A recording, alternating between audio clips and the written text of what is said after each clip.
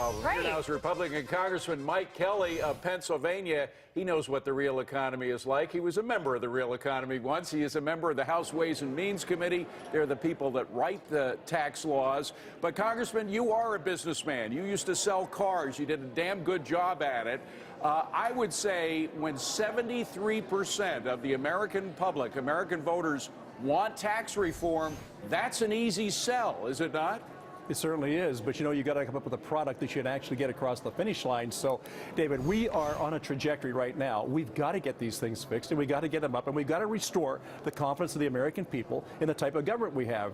Certainly so far, it's been a disappointment to many, but we can fix these things, especially with people coming from the private sector who are willing to go and serve. That's the key. Well, and you're an example of somebody who's willing to do that. God bless you for doing it. But it is a lot easier, I would think, to sell something that's clear, like lowering your taxes, 73% of Americans want it, than it would be to sell a health care bill that nobody understood and fewer people were willing to support. That was the problem with the health care bill. That was a big problem with the health care bill. And, you know, as the president worked, I don't know of anybody that worked harder than the president.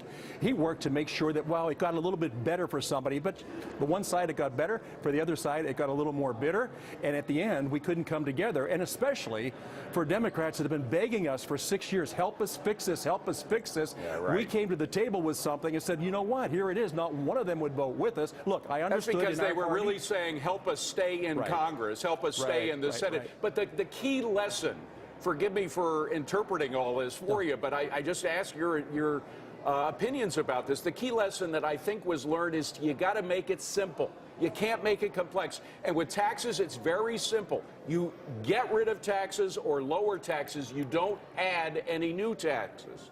Well, that's right, but we can have rising revenues because of our economy getting stronger. Right now, we're on a trajectory. Now, our revenue this year is going to be somewhere around $3.18 trillion, but you got to talk about that in everyday terms. The people that I would talk to at our dealership would be, look, you make about $31,800 a year. However, you're spending $38,000 a year. And you've not only done it this year, you've done it year after year after year, and you've really ruined your financial future going forward because you haven't been able to address real problems. But again, Congressman, I'm just trying to keep it as simple as possible without staying in the weeds.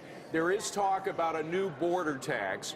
Shouldn't you just be talking about either ending taxes or lowering taxes, not adding new taxes? I am 100% on board with you on that. That is something that we can sell to people. They can understand. This other thing that we're going through is kind of an exercise in futility because people say, I have no idea what you're talking about. Here's my concern, David. We've got to make sure that the price on the shelf doesn't rise for those people that work so hard. That's middle-income people and lower-income people.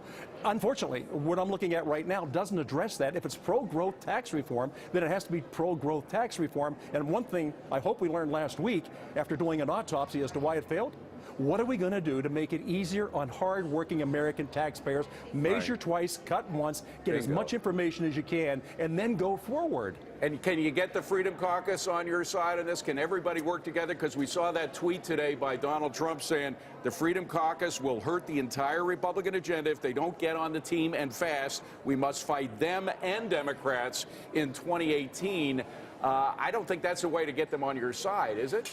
Well, you know what? I don't know. In some cases, you can get people on your side. Now, I've said this before. I'm a guy that sold cars and trucks all my life, but I can only make a sale to somebody that actually wanted to buy a car or a truck. If they're not buying, they're not buying. So now you come up with another scenario, and how do you get them there? We got the right guy at the right time in the right place. Always ahead of time and below budget. This is a president that knows how to do a turnaround plan, which is what America needs right now. And that is a congressman who knows how to sell stuff. And I hope you're successful in selling tax cuts. Congressman, thank you very much for coming on. Appreciate it. Thank you, David. Really appreciate it.